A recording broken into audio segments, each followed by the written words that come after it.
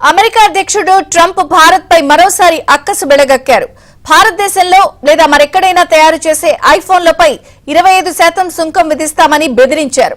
అమెరికాలో విక్రయించే ఐఫోన్లను దేశీయంగా మాత్రమే తయారు చేయాలన్నారు. ఈ విషయాన్ని చాలా కాలం క్రితమే యాపిల్ కు తెలియజేశాను అంటూ ట్రూత్ వేదికగా పోస్ట్ చేశారు.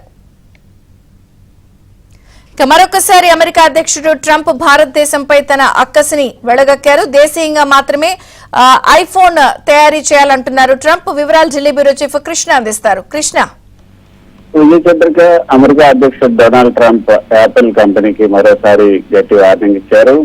ఈ రోజు ట్రంప్ ట్రూత్ సోషల్ మీడియాలో పోస్ట్ చేసిన మేరకు యాపిల్ సిఇఓ టిమ్ కుక్ కు అమెరికాలో అమ్మబడే ఐఫోన్లన్నీ కూడా దేశీయంగానే తయారు చేయాలి, లేకపోతే 25% ఇతర దేశాల నుంచి వచ్చే వాటి మీద 25% దిగుమతి సుంకాలు అధికంగా విధిస్తామని కూడా ఆయన హెచ్చరించారు.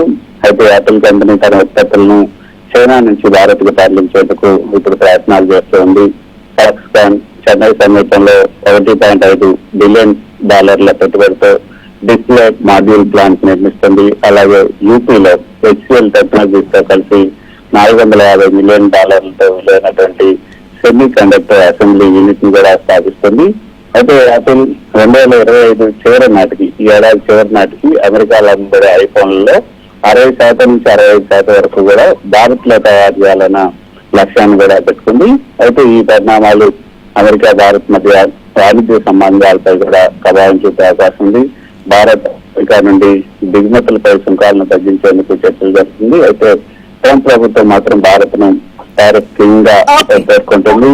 యాపిల్ వ్యూహాత్మకమైనటువంటి కీలక సమయాన్ని చెప్పచ్చు. మరి యాపిల్ ఏం చేస్తుంది, భారత్ లో ఈ యొక్క ఉత్పత్తులను ప్రారంభించి 20% అధికంగా కట్టడానికి సుముఖత వ్యక్తం చేస్తుందా లేదా అని కూడా చూడాలి. ఇప్పటి వరకు అయితే యాపిల్ సంస్థ నుంచి ఎటువంటి రియాక్షన్ అయితే రాలేదు.